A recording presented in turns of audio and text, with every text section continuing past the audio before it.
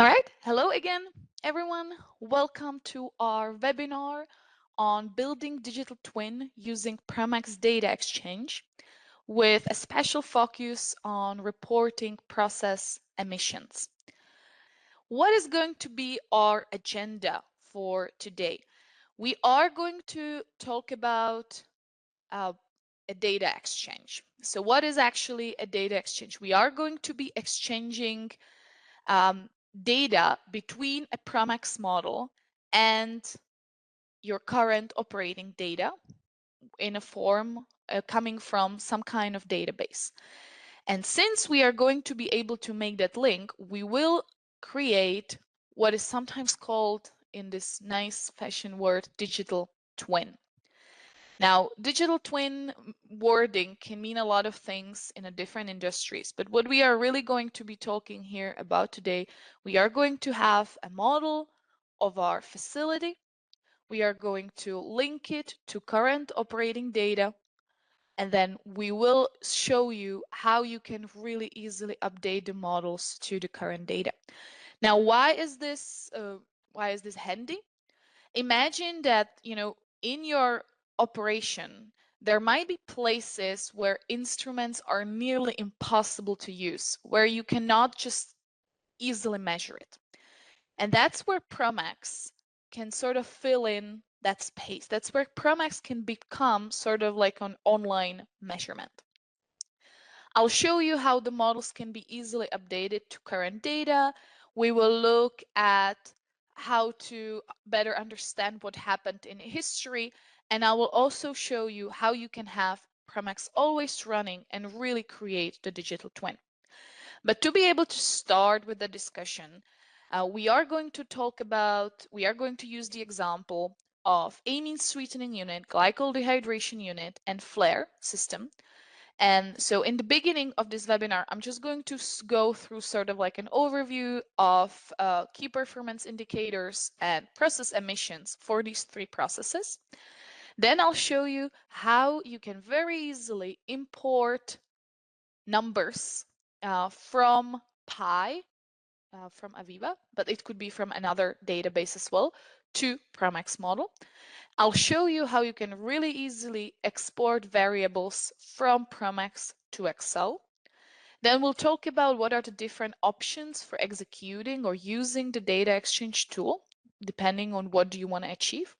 And then in the end, I'm going to discuss a possibility to really create an always continuously running digital twin using the automated data exchange.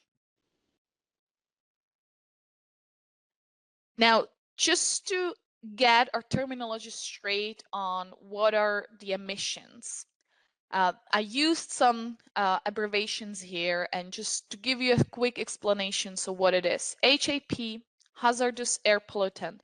That's basically a pollutant which has adverse human health or ecological impact. And of course, we have to watch out for them. VOC, volatile organic compounds. Those are basically carbon compounds which participates in the atmospheric photochemical reactions. BTEX, BTEX compounds, so that means benzene, toluene, ethylbenzene, and xylene. We will be focusing on those for quite a lot today. And these are aromatic compounds, and they are actually both HAP and VOC compounds. All right, so we of course have to be careful about them. We have to monitor them, and we have to make sure that there are not such high emissions of these compounds. GHC, greenhouse gases, that would be your CO2, methane, NO. EF, which is standing for emission factor, that's basically a relationship between the amount of pollution produced and amount of the raw material processed.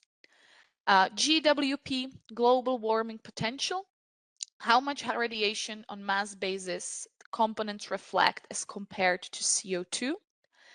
And then we are watching for NOxes. When we say NOx, we basically mean NO, NO2, N2O, the oxides of nitrogen. And then we are also watching out for CSO2. All right. Now, the first unit we'll talk about is called amine sweetening unit. And since we are not going to go in details on, what it exactly is and how to model it, I just wanted to use this really nice graphic just to talk about some of the important parameters which influence the process and what are some of the answers we will be wanting to get out of it. So in amine unit, the sour gas feed comes at a certain temperature, pressure, and acid gas concentration. And what do you want to achieve? You want to achieve some sweet gas specification. So usually in a typical amine sweetening unit, that would be your below 4 ppm H2S, below to 4% of CO2, really depending on what do you want to do with the sweet gas later on. And that's something you have to, of course, monitor in your operation. Another important parameter in these units is absorber temperature. So inside of the absorber, we will be seeing a temperature rise because the reaction which is happening inside of the absorber is exothermic reaction. So there is going to be a temperature rise, and we have to make sure that we keep the temperature below a recommended value, as you can see here. And that's, for example, something which not all the operating units have temperature probes inside of the absorber. So not all the operators are able to see what is the temperature profile inside of the absorber. And that's where, for example, the data from ProMax can come very, very handy. Lean and rich approach calculations, that's not something you would measure in your operation, but what it gives you a good idea about is how robust your operation is and how far from reaching equilibrium you are at both ends of the column.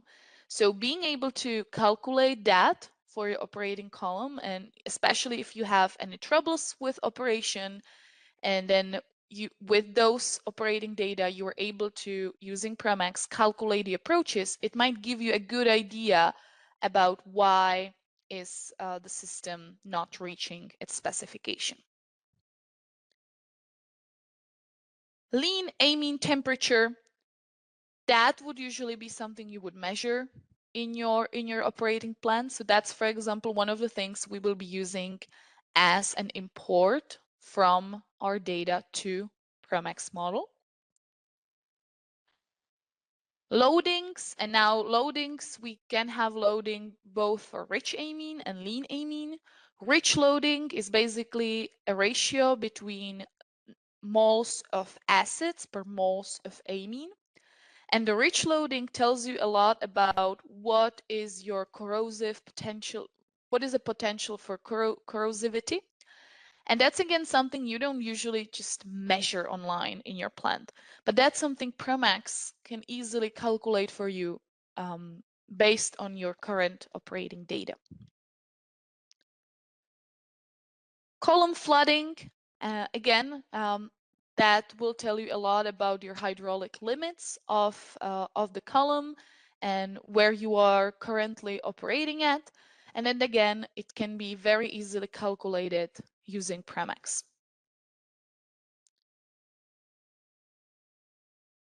The lean rich heat exchanger control, we have to make sure that we don't have too much of acid gas breakout bubbles in the rich amine stream to make sure that we will take a good care of our heat exchanger. So again, that's something you always want to control in your operation. And again, looking inside of what's happening inside of the heat exchanger or maybe around the heat exchanger where you actually don't have online measurements. Again, the ProMax model running with your current operating data can give you a lot of insight into that. Reboiler steam ratio, or reboiler duty or steam flow rate. Again, something you in some way control in your unit, but in my experience, a lot of the times the steam flow measurement is not completely accurate. So being able to run a digital twin, run the model next to your operating data can give you a good indication of how reliable your steam measurement is in terms of the whole heat and mass balance of the plant. And then number 9, condenser temperature. We want to make sure that we operate it such as we minimize water losses, but again, we are not maybe able to cool it too much to get, because depending on what do you use as the medium for the cooling, that's what sort of limits how far you can cool it. And the last point I wanted to mention here is reboiler temperature. And here again, you have to make sure that you operate at a reasonable temperature so you don't degrade your solvent. So now this graphic was really just, for anyone who is not familiar with amine units at all, I just wanted to mention some of the important parameters which might play a role in operating your amine unit. And I'm going to be, if you ask for it, I'm going to be sharing these slides with you so you can use this as sort of a reference material. Now, what I'm going to do, I'm going to now switch over to a ProMax file. And what you're currently looking at is a simulation of an amine unit. Now, in this case, we have, again, our dry gas with some amount of CO2 and H2S coming in, and we are using, in this case, 50% MDEA, which is a tertiary amine, to capture H2S, that's our primary concern, but to some extent CO2 as well. Up here, I just wanted to mention some of the 3 important things related to modeling amine sweetening unit, and that is, first, we have to use an electrolytic package to be able to model the system at ionic level. We are using 50% MDA unit, and both absorber and stripper, those are trait columns, and we are using mass and heat transfer model to model them, as well as the option called T-Suite Absorber Stripper. What that does, it is automatically applying the kinetics of the CO2 and amine reactions to your system. So whenever you model amine units in ProMax, you do not have to supply any kinetics of reactions or nothing like that. That's already decided for. I also wanted to make this flow sheet a little bit recognizable in terms of colors. So what I'm using here is the blue colors. Those are going to be variables which we will be taking from our operating data. So we, as an operator, we believe that we very well measure the dry gas temperature, the lean amine temperature, the amine circulation rate, and we sort of believe we also know well the steam flow rate. All right. And then the red guys, those are things we don't have really good measurements of inside of our plant, but we would like to know them.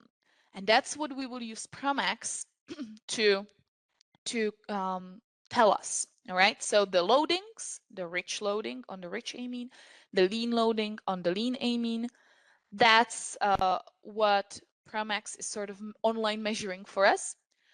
Also, the CO2 and H2S amounts in the sweet gas, because, for example, we don't really have a good analyzer on that. We are also trying to look at the approaches, both lean and rich approaches for both CO2 and H2S inside of the column, just to make sure that at all times we are working in a robust system. We are also monitoring the maximum temperature which is reached in our operation, and we are also monitoring what are emissions or what is the stripper overheads stream composition. So CO2, H2S, that's obvious, but of course there are some BTEX molecules which got into that stream as well. So we want to monitor that. All right, so that's going to be our amine unit. Okay. And now I'm going to go and do the same recap for glycol dehydration unit. So let's first go into my presentation. And let's look at what a dehydration unit does. So in the dehydration unit, we are taking the sweet but still wet gas, and we are sending it to our knockout drum where we reduce some amount of water, we knock some water out, and then we send that to absorber. In the absorber, we will contact that with a cool glycol, which is a TEG. That one is also cooled prior entering the absorber in the TEG cooler. Now, in this absorber, this is not going to be chemical absorption as in the amine sweetening, but this is going to be physical absorption. And low temperature improves the physical absorption. A very important parameter is going to be TEG flow, so the amount of glycol we will use to capture the water. There is a rule of thumb that we should use about 15 to 40 liters of TEG per kilogram of water in the wet gas. If we use too low, we are not going to be capturing enough water. If we use too high, we will see diminishing returns, but more importantly, we'll also see some effect on our BTEX emissions, and we'll get to that in a minute. The TEG which is being used, it's basically as pure as possible. So at whatever purity you are able to get your TEG, that's how you use it. After you contact it in the absorber and you get your rich glycol, you're sending it to a flash drum where you remove hydrocarbons. This would be a three-phase separator. TEG has relatively high affinity to hydrocarbons, which I'll show you in the model later on. And using the flash drum basically helps you flash the vapor hydrocarbons and skim the liquid hydrocarbons as well. That rich glycol is then sent to a regeneration system. And actually this graphic is quite nice because in reality how it looks like, we have a big reboiler, and on top of that big reboiler we have a small section of packing for regeneration. So the regeneration portion is much smaller than the reboiler portion. Now, we are in the model, we are usually setting up a regen reflux ratio to minimize the glycol losses. Honestly, TEG rarely gets to the top because there is a large boiling difference between TEG and water. So the reflux ratio is just quite small. We have to make sure that our regenerator reboiler temperature is below 205 degrees, because if we operate it at higher temperature, we would destroy our TEG. It would degrade. And our main goal is basically to receive a dry gas which will comply with our specifications. Now, the pipeline specifications for the dry sales gas, it can vary. but typically it's about 0.12 grams per standard cubic meter, if you like the metric units as me. And to achieve that, what is sometimes used is this grayed out portion you can see here, which is using a stripping medium. The stripping medium can either be a part of the dry gas or steam. It can be a condensed BTEX coming from your BTEX condenser, or it can be part of the dry gas, so your stripping gas. To enhance the regeneration, you can either directly inject the stripping medium to your boiler, or you can use another column, stall column, to further improve the stripping. And that's sort of like an overview of what the dehydration unit does. Again, if you write me an email, I'll share these slides with you so you'll have this overview as well. Now, what's important here in the dehydration unit is that, as it was mentioned in these points as well, TEG is going to absorb some hydrocarbons as well, and especially BTEX are going to get absorbed in the rich glycol. So what happens to the BTEX molecules? Then they will then make a way into the condenser overhead stream. And you can see in this graphic, we would install a BTEX condenser there at the top, where we get our water vapor out and we condense some BTEX. Now, even though we still have the BTEX condensers, there are going to be still some BTEX emissions in the water vapor stream. And to be able to correctly track the BTEX emissions inside of the model, you have to make sure that the model, the simulation package you use to model it, is actually reliable to do that. So what I wanted to show you here,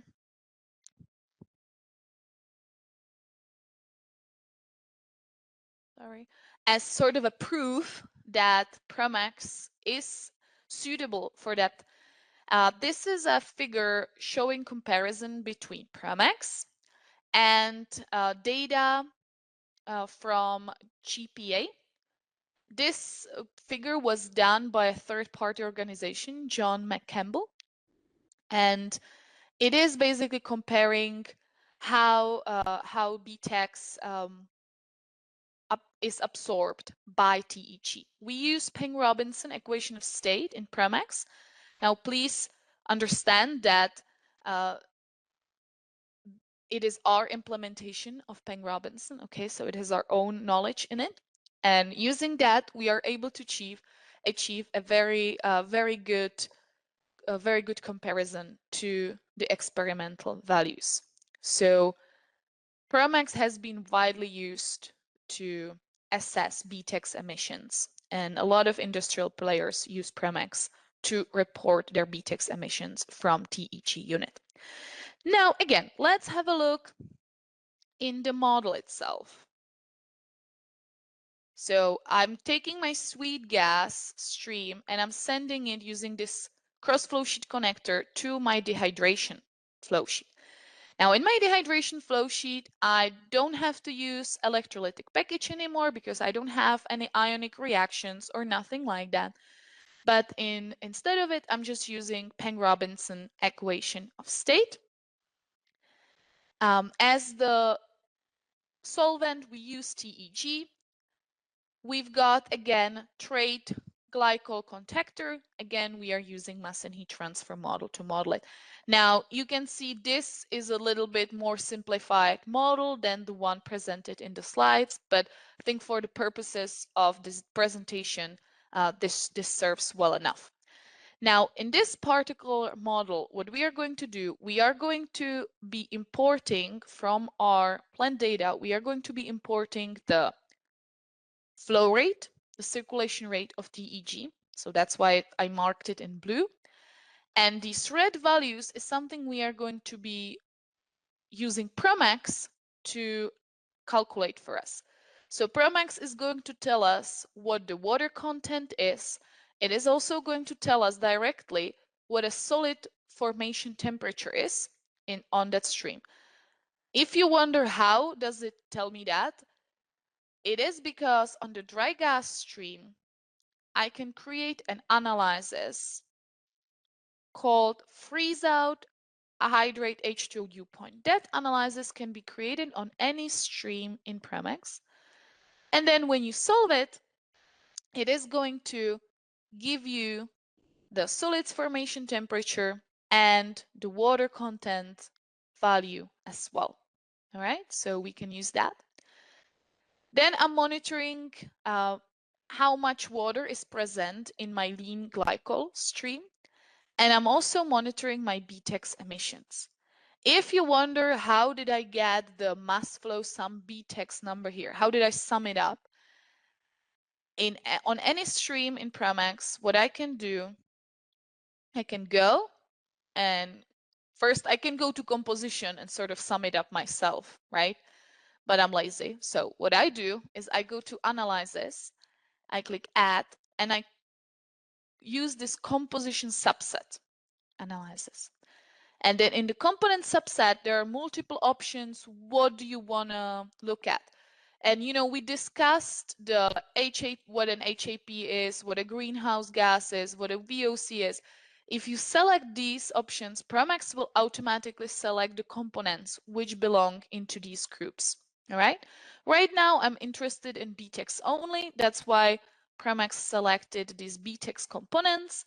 And then on the results, it gives me the numbers on different bases, so I can choose which one am I interested in. So right now I'm reporting here on the flow sheet in tons per year. Now, one more step, what to do with our emission stream. To reduce the BTEX emissions from glycol unit, the operating company installed a flare to burn the still overhead stream. So we will take this emission stream and we'll send it furthermore to another flow sheet. This is our flare flow sheet. Now over here, what we are just doing, we are adding enough air to ensure complete combustion and help maintain a flare tip temperature below a reasonable value. How to figure out how much air to inject?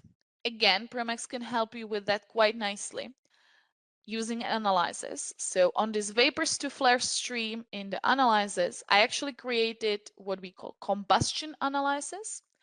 And over here, when I do it, it gives me this required combustion oxygen.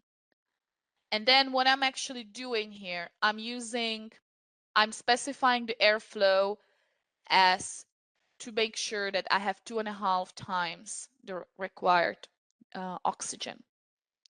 That is using a calculator on the airflow stream. This flare block, it's a reactor block.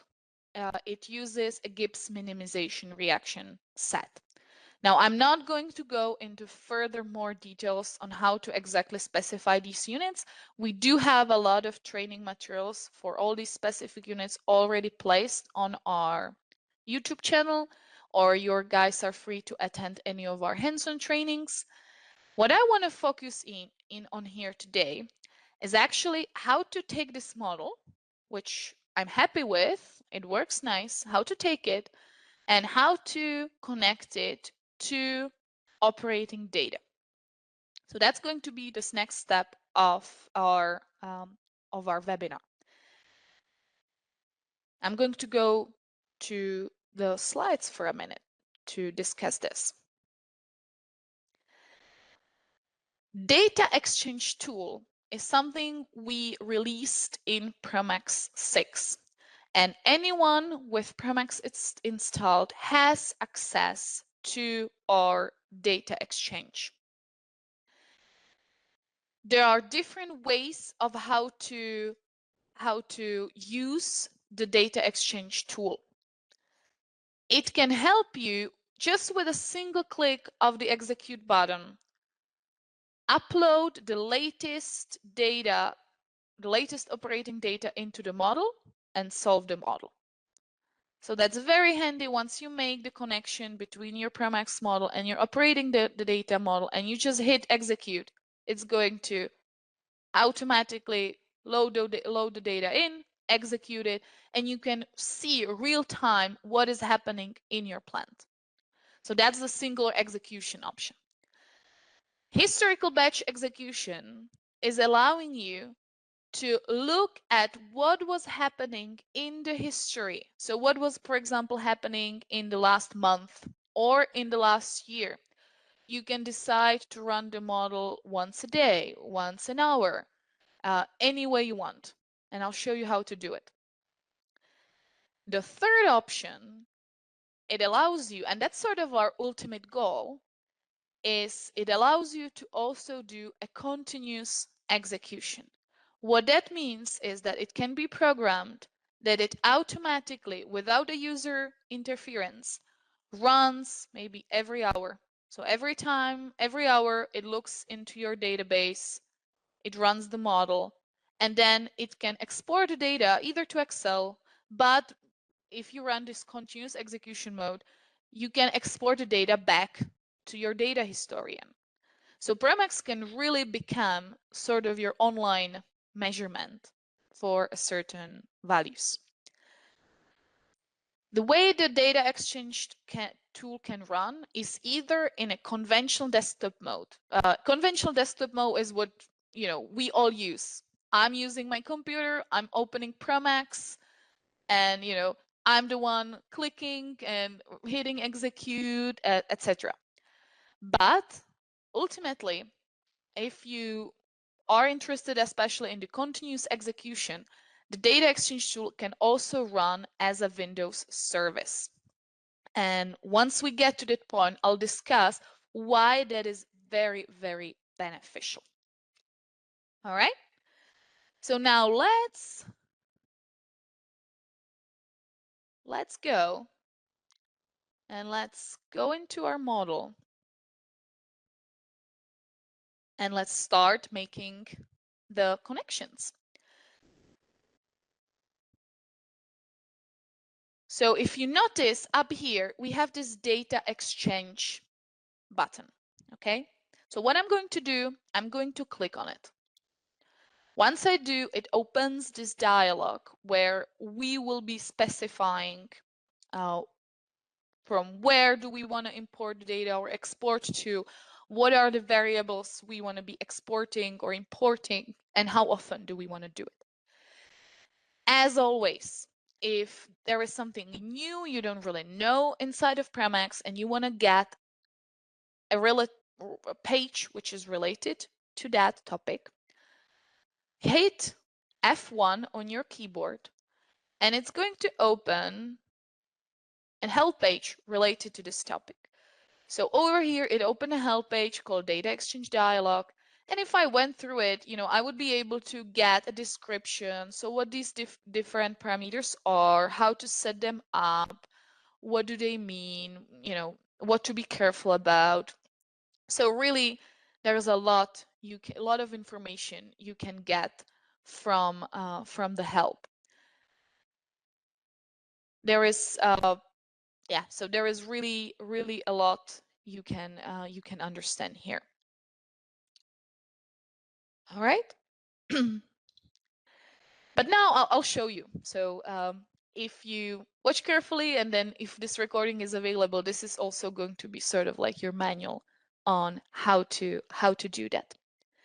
So what I'm going to do, I'm going to first add a source. So I'm going to click on Add Source. Now, for this webinar, I decided that I'm going to be showing you how to connect it with a Pi data historian. But you can see that your source type can be as well Excel. It can be any kind of ODBC or OPC HDA type of database. So it really depends on what is your database, what is the data historian you use. So I'm going to call it Pi. I'm going to use Pi, and then I'm going to click OK. And now I have the Pi defined. Now, what I'm going to open right now is my Pi System Explorer. So, we as a company, we don't operate any plant, right? It would be nice if we did, but we don't. Uh, but for the purposes of, showing you or being able to discuss this data exchange tool and test it ourselves, we have a Pi server. And I have this BRE amine sweetening example here where these are my inputs. These are, if you can imagine, these are values I'm measuring online in my plant, and it gets reported to this Pi, to this data historian. So I'm measuring my circulation rate of the amine, my steam rate, my temperature of the feed, and my temperature of the lean amine. And what I want to show you here, I'm going to go to temperature of lean amine. I'm going to right click and I'm going to look at trend. It's opening on my other window. Give me a sec. So here we can, for example, say, how did the feed temperature keep changing over the last 12 days? All right. So this would basically be, this is a trend you might see from your operating plan data as well. Okay. There will be some changes in that feed temperature and you can see the trend here. All right. So in the next step, I want to connect my ProMax variable with my the Pi tags. And it's very, very easy. So I'm going to start with a dry gas. So I'm going to open my dry gas stream. I'm going to find my inlet temperature. I'm going to right click. I'm going to go to Data Exchange, Import from Pi. I'll give it a name. So this is my feed temperature. And then there are two options of how to access the Pi tag, either through asset framework mode or Pi point mode. I'm going to use the Pi point mode at the moment. The way it's done is I'm going to select my server. So you have to have access to your server, of course. And then over here, I'm just going to copy my tag. So the temperature of the feed is over here. I'm going to do Control C and I'm going to do Control V. I'll click Retrieve. And I'll click this. All right, so moving over and clicking OK. And let's see if there is something appearing in my data exchange. So see, there is a connection which appeared here. It's my import from Pi. This is my text source. This is my ProMax moniker. All right. So now let's do the same thing for the lean amine temperature. So again, just quickly, data exchange, import Pi, lean amine temperature. Again, here I'm just doing to go and quickly copy this guy. Retrieve. Move it. Okay, so that's my second import. Now the next one I want to import is my amine flow rate. You see, it's just very quick. Data exchange, import Pi, amine flow rate. Again, I'll just find the right tag, circulation rate.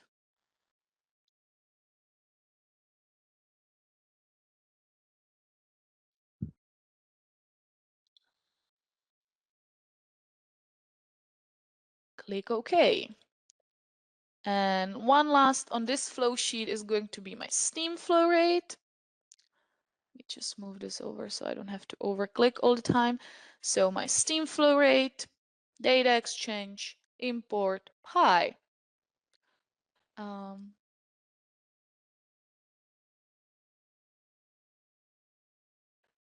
And then over here, my steam flow rate in pounds per hour in this case. And that's one thing you can see here. You can either say that you want to match the units, or you want to use the pi units, or you can just specify the units you want to use. Since I have it in the same units, I'm just using the match ProMax. So that's on my amine unit. And you see those are all the blue text I have here. On the dehydration unit, the only one I want to bring in is my TEG flow rate. All right, so let's go and go here, right click, and then add data exchange, import and pi. This is our glycol flow rate. And let me find my glycol tag. I'll copy it over, and that's how we will connect it. So I'll just quickly find my glycol tag over here.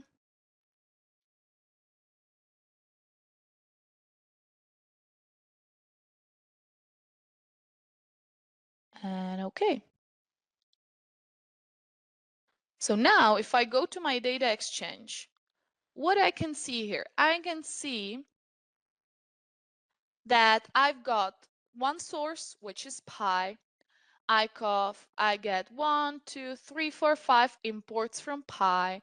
I can see the monikers from pi, so the tags, and I can see my property monikers from ProMax. I'm not going to, at this point, I'm not going to do any changes down here. All right, I'm just going to keep all of these at zeros. If I do that, what it means is that ProMax, whenever I click execute project, is just going to go and look at the latest data point in my data historian, upload that values into ProMax, and solve ProMax. So let's have a look. Let's test it. I have all the connections done, and I'm just going to click execute project. Now what it's doing, it's going into my data historian, brings in the values. You see, it unsolved the model. Now it's going to be executing the model. And once it finishes, in the red boxes, I'm going to directly see the results I'm interested in. So this is the first mode of execution I was talking about. This is the singular execution, where you really just hit execute and it brings the latest data in. And it solves the model, and you can easily check what your answers are. Boom, done. So you see that the blue values, they are updated now. So for example, before we had 600 gallons per minute. Now it's updated to the latest pi data. And with the latest pi data, it's solved and it's showing me what my results are. Okay? So we can see what our results are. All right? So this is the singular execution mode. And that is very handy. You know, I would say this is very handy for any kind of unit engineer. Anyone who takes care of the unit, they can have their ProMax model, and then anytime they want to look at, okay, what's happening in my unit right now, they just hit execute, it solves, and they have an idea what is happening right now. Okay? Let's go and now try something a little bit different. Let's see. I would like to look at what was happening in the beginning of November. All right, maybe there was something, you know, maybe I was not hitting my emission targets in the beginning of November. And I want to see why, what was happening.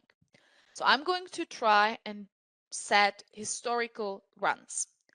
I'm going to have, again, all these imports. I'm going to keep them as my imports. But I'm going to also add some exports to Excel. All right. So I'm going to be adding another source. And this time it's going to be Excel.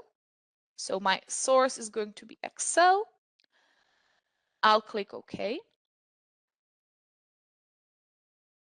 Now, if I click on Excel and select properties, it's going to ask me, do you want to select the Excel workbook from a specified file or template? If I click no, it will just open a fresh Excel. If I click yes, I'll be able to choose some Excel I already created. That's what I'm going to do now because I prepared this beautiful table and this beautiful graphs. So I'm going to use that. All right. You don't see that, but what it did, it opened up this Excel file I previously created my nice table for with all the names and my nice figures. And one thing I'm going to do here, you see, it asks me if I want to, in the Excel, is there a place where I want to display the time? So the time from which it took the data. And yes, it is. So the execute start time cell, I want to click select. And over here, what I'm going to do, I'm just going to click here in this time section, in this first B3 cell. You see it updated here, and I'll click OK. Since I will want ProMax to automatically, put the data in the first row and then for the next day, for example, put it in the second row, etc. Down here, I'm just going to click on this auto execution offset reset and then auto increment row or column offset. What that basically means is just going to write the data in the first row and then for the second day or second hour, depending on what your frequency is, write it in the second row automatically. And I'll click OK.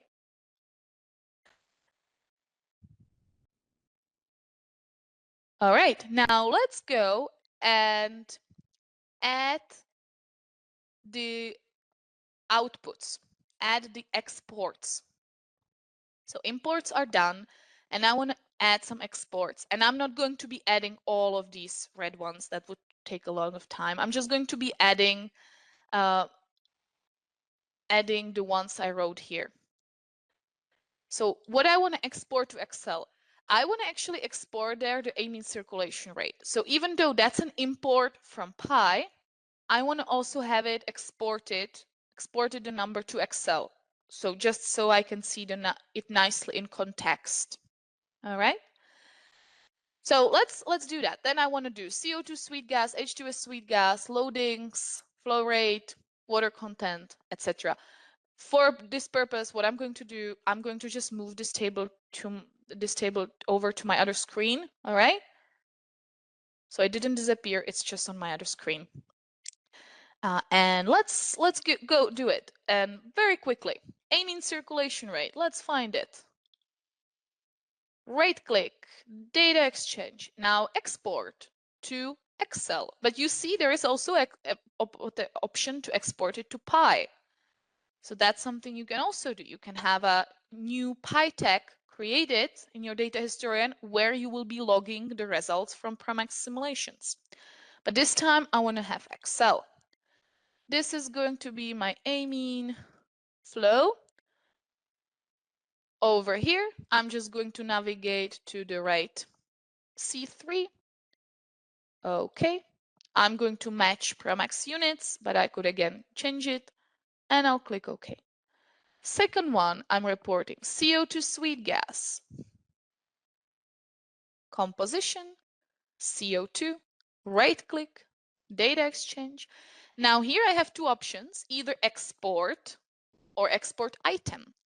If I did export, it would try to export a whole array of the composition. I just want to export item, just CO2, to Excel.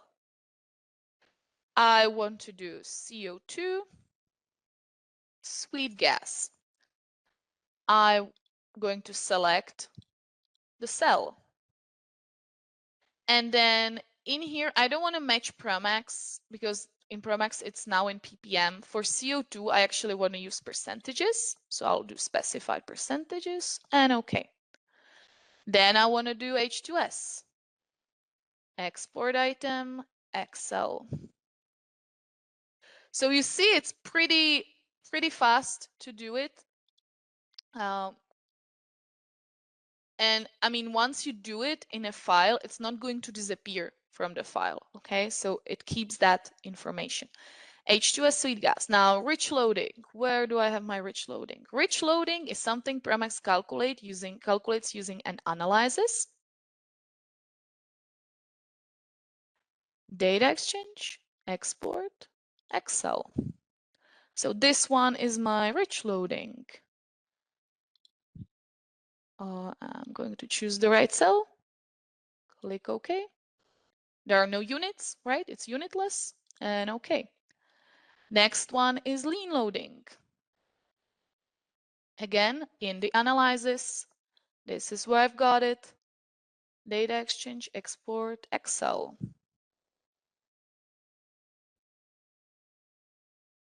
So now it's, now I'm doing it. Write your questions in the chat. My colleagues will get to them. If they don't, at the end of the session, I'm going to go through the chat and answer everything which was not answered. The next one I want to be looking at is the TEG flow rate. So again, even though it's an import from my Pi, I want to have it also an exported value to Excel.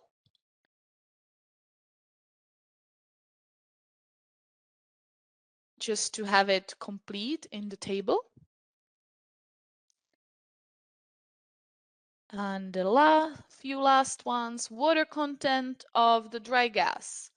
So water content over here in the analysis, again, data exchange, export, Excel.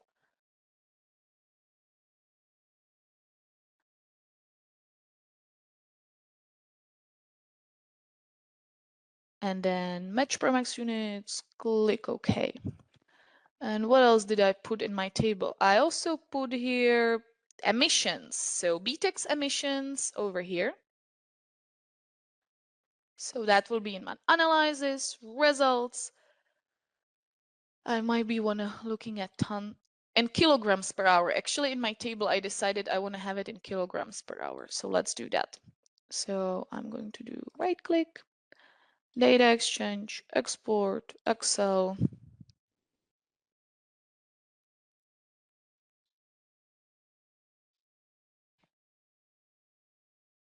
And last one is I want to also check what are my emissions at the end of this process. So it means after the flare. So that will be emissions in this stream. Analysis, I want to look at BTEX, again in kilograms per hour. Export, Excel. It's just, repeating the same thing over and over, but doing it once because then the connection is ready and I don't have to do it again.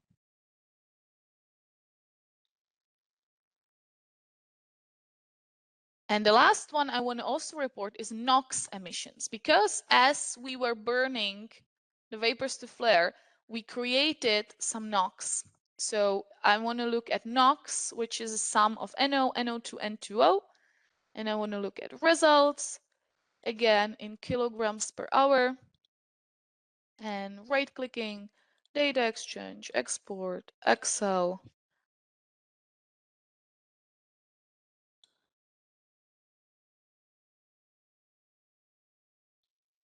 And OK. All right, here you go. So now if I click on data exchange, you see that this table is much bigger now, right? I have number of imports, number of exports, as you can see here. So this is your link. The imports are coming from Pi.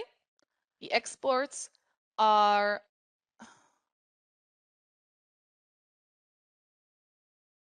going to Excel. All right. Now, what we are going to do here in the execution interval, we are going to make some changes now. I want to make sure that, let me just check one more thing. Okay, I did that already. So over here, I'm going to change this to historical execution begin date, and I'm going to navigate to 1st of November. So I want to start on the 1st of November. I want to go for 10 days. And I want to solve it once a day. So I want to basically look at what was happening once a day over the 10 days starting on 1st of November. All right? And then I'll click OK. Now what I'm going to do, I'm going to just let me bring the Excel over just so you see what's happening. Now I'm not going to click execute project. If I did that, it would just do the single execution, just bringing the latest data, latest operating data in.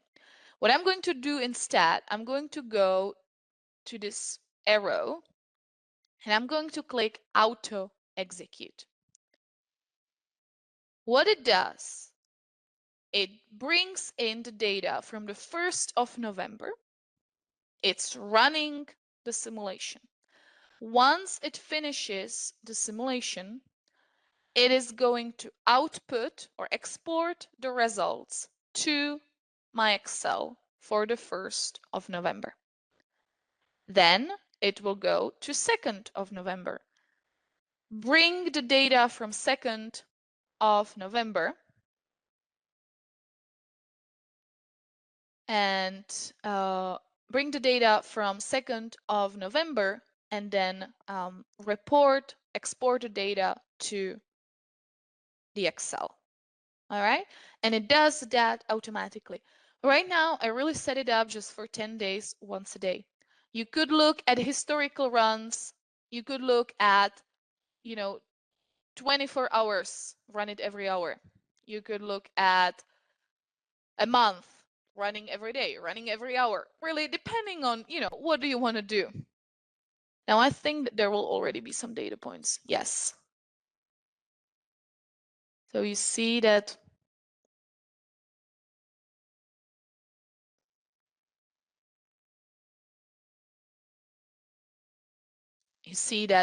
we've already have the first 4 days. And now it's continuing to run. And what it gives you, it gives the exports to Excel now, right? So you guys all have Excel, you know Excel well, so you can make figures of what's happening. You can do all sorts of um, calculations there or anything like that. So that was our export to Excel, but you saw that it was also possible to export it to my other source, to Pi.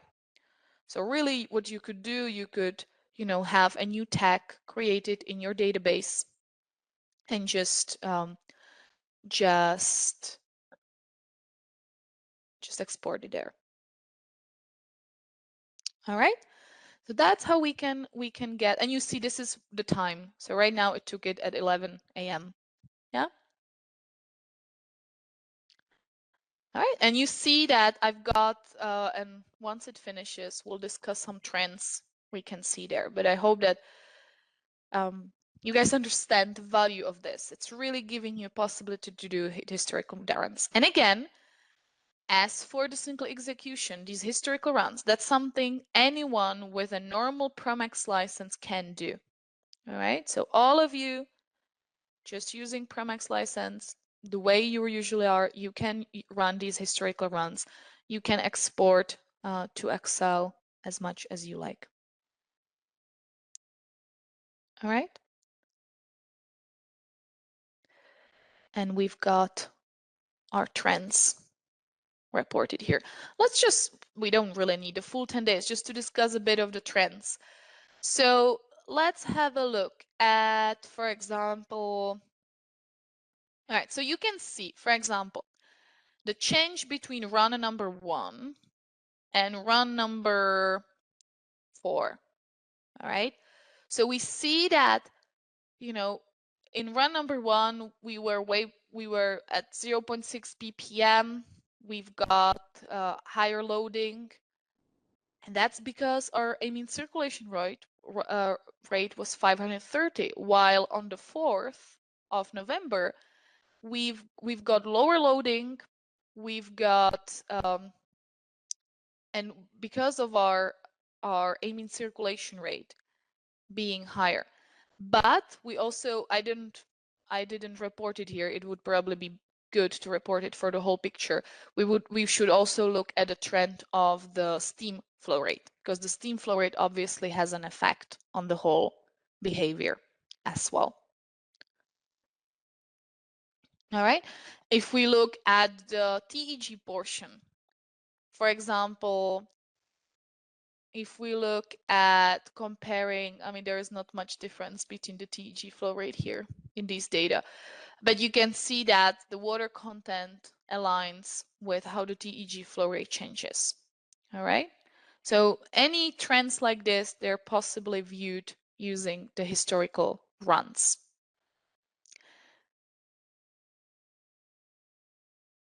Our pi data were quite reliable, right?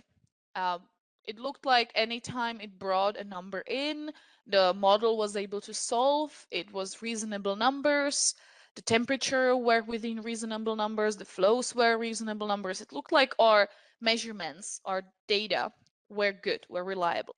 But that is, of course, not the case all the time. You know, you might have some hiccups. You might have some problems with your meters.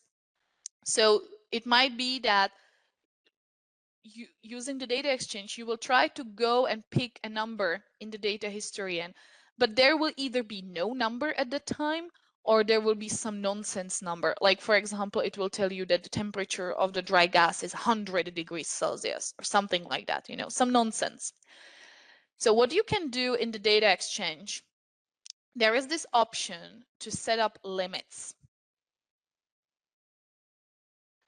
And what it is that you can add a limit for one of your variables. So for example, I could add a limit for the dry gas temperature.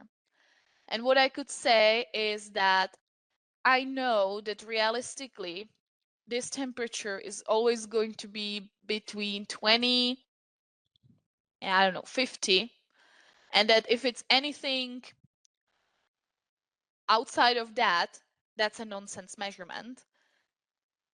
So I can put there a default, so saying like, I don't know, 35 degrees, if the limits are exceeded. So what it's going to do, if when ProMax is trying to import a number and it will see that it's not within the limits you set up, or there is no number, it will just use the default one.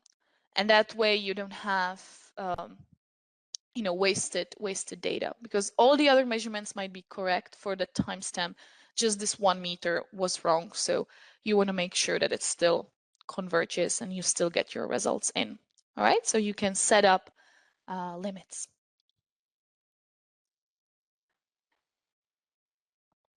All right, so far we covered the single execution and historical batch execution. And both of these, what it required was me sitting in front of my computer and clicking, right? I had to set it up, which is understandable, but if I wanted to run it, I had to click, right? Either on the auto execute, or I had to click on the execute project to get the numbers in, etc. Now, what the next step is what we call automated data exchange. Automated data exchange will allow us to run future runs. It means it can be set up such that it is going to look into your data, plant data, maybe every minute and run it in the future, but you will not have to be here and click it all the time. To be able to run the automated data exchange, for that, you are going to need a special automated data exchange ProMax license. All right. So up to what we covered so far, anyone with ProMax license, the usual ProMax license, can do it. For the automated data exchange, that's something you will have to get in touch with us and get a separate special license for it. All right. So if anyone is interested in that, please get in touch with us. And I'll show you how it works. It allows us to set up future runs. There are three ways of how the automated data exchange can run. One is desktop mode. So that's what we were doing so far. You know, inside of the ProMax application, clicking on stuff and setting it up and so far. Or it can be done using a data exchange controller, which is another app, but that app sort of helps you create sort of like an instruction list of which files should be run when and how often, and then it's run through the data exchange controller, not through the ProMax app. Or the ultimate goal is running the models, the automated data exchange with ProMax models using service mode. The big advantage of using the service mode is that it's the most robust option, because it will survive, let's say, or it will start automatically. If there are power outages or server reboots, it will then automatically start because it's a service. And what it allows you, it allows you basically for ProMax and the data automated data exchange sitting on some backend servers. Users are not going to touch it. It will just run silently all the time. And just take out data from your data historian, spill results, put results back into your data historian, and all of that done silently. For that option, you would have to install a ProMax service, and when you do a custom installation. But in reality, and if you wanted to use the automated data exchange, we would work with you to set it up. We would help you create the models, test it, first test the connections using the desktop mode, then testing it using the data exchange controller, and then at the end of the day, we would help you set it up such that it runs as a service. Okay, but what I'm going to do now, I'm going to show you how it works in the automated fashion, let's say. So what I'm going to do, I'm going to go, and the only thing I'm going to change is down here in the automated auto execution variables, I'm going to specify an offset of 0. What that means is start now. Then for the duration, I'm going to do 0 as well. That sort of means run forever. And then for the execution interval, that's where I'm going to specify how often do I want it to run in the future. So if I set it up this way, I'm saying I want ProMax to go and import the data every minute, import it, run the model, and here you go. Okay, so every minute it's going to do that. Let's test it. Okay, I'm going to click OK. I'm not going to click execute project. Again, if I clicked execute project, that will just be a singular execution. What I want to do, I want to auto execute it for the future. So now click auto execute. What it's going to do, it's going to go and look right now what's happening in my data historian. It brings in the numbers and it solves it.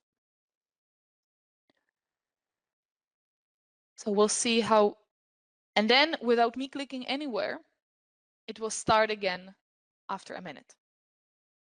All right, so you see it's solved. I can, if I make my, so it started started to solving at when? Oh, where is the last one?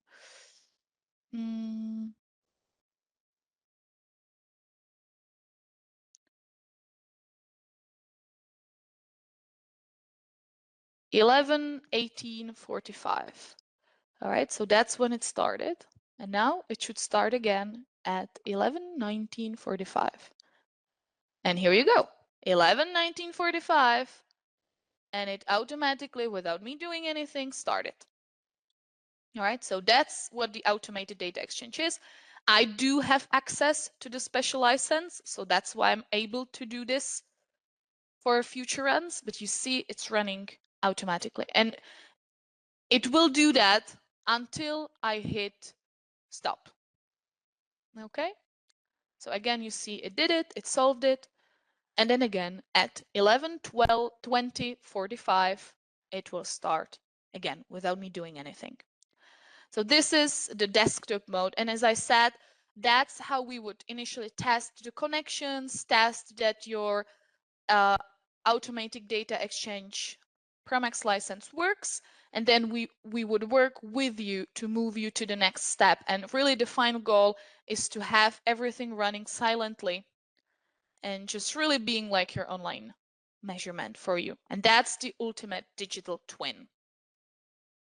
All right. And you see it's running again. All right.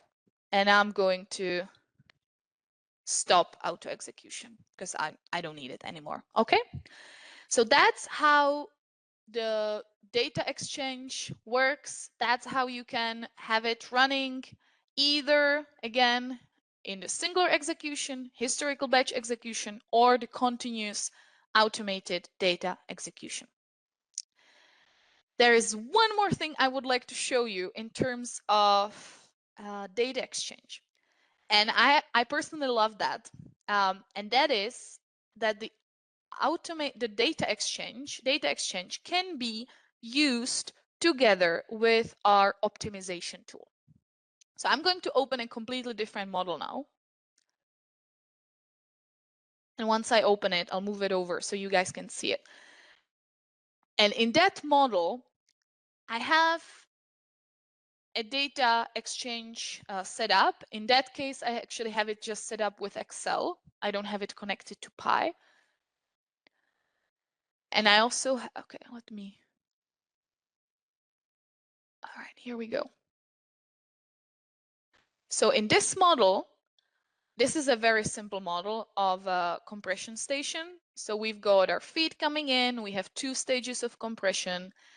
And what we see here is that we want to make sure that we are compressing it to our final pressure at a minimum energy requirement. So we are trying to minimize HP1 and HP2. We have a constraint of making sure that temperature of stream 4 is always below 120 degrees Celsius. And the variable we are saying that we want to play with is the stream pressure, the pressure of this stream. Okay. To do that, we are using optimization tool. I'm not going to go into details of what it is and how it's set up, but just so you know, the way it works is I have an objective that I want to minimize HP1 and HP2. I have these variables defined. I have a constraint down here set up for my temperature of that stream to be below 120. And I have the pressure one set up here. That's the variable it can play with. All right. So right now it's just optimizing one variable, but it could be set up that as a multivariable optimization, so it can keep adjusting multiple variables while trying to reach some objective. But for this purpose, this is a simple case. This is how I want to do it. Next to it, I also have an Excel file where I've got couple scenarios, couple cases with changing input pressures. Okay, so during these 7 cases, I'm using different inlet pressures. And for all these cases, what I want ProMax to always do is to always find the optimum operation such that my energy requirement is minimized and I still keep my temperature below 120 degrees Celsius. All right. So it's basically going to require a combination of an optimization tool and a data exchange tool. And it is possible to do that. And if I click on data exchange here, you see that I already set it up that Excel is my source. I've got the inlet pressure to be my import from Excel, and I've got these 4 exports to Excel. I've got it set up such that it starts sometime and it's running 7 runs, and if I just put 7 seconds and 1 second, what it basically means is that I'm doing the 7 runs. Okay, I'll make sure that I selected these auto execution offset reset and auto increment.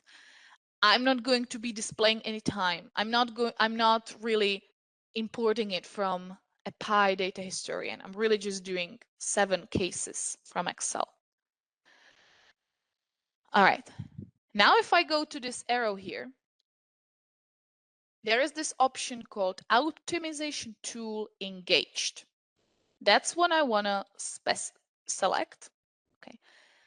And then I'm going to click auto execute. What it's going to do, the data exchange is going to bring the inlet pressure into the model.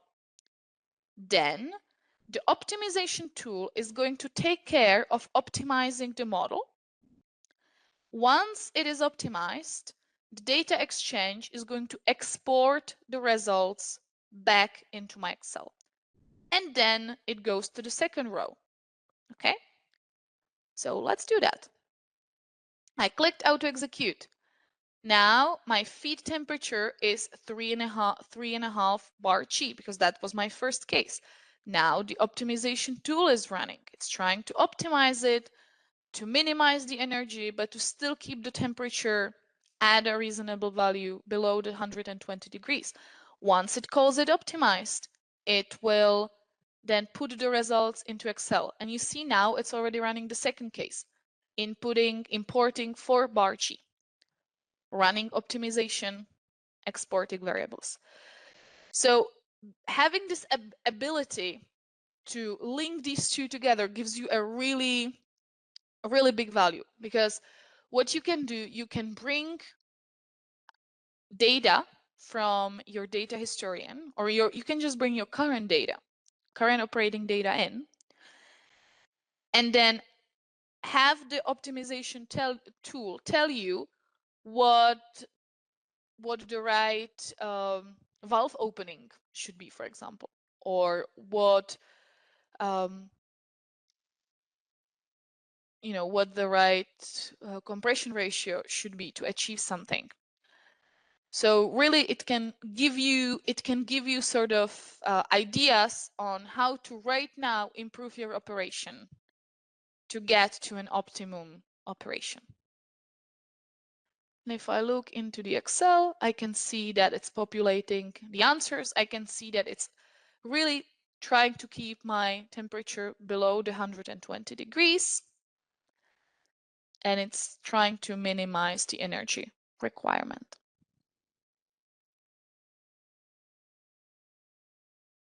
All right. So that's how to use the data exchange tool with optimization tool. Yes, I can show the optimization tool. Sorry, not this, over here. It is basically, and it's best to look at the figure, it started at a certain number. Now it's starting for the new case. It will start at a certain number, and it will by itself come up with new numbers for the pressure after the first stage to make sure it goes down. And then you see it will try to make improvements, and once it calls it, it's not possible to improve it anymore, it will call it solved.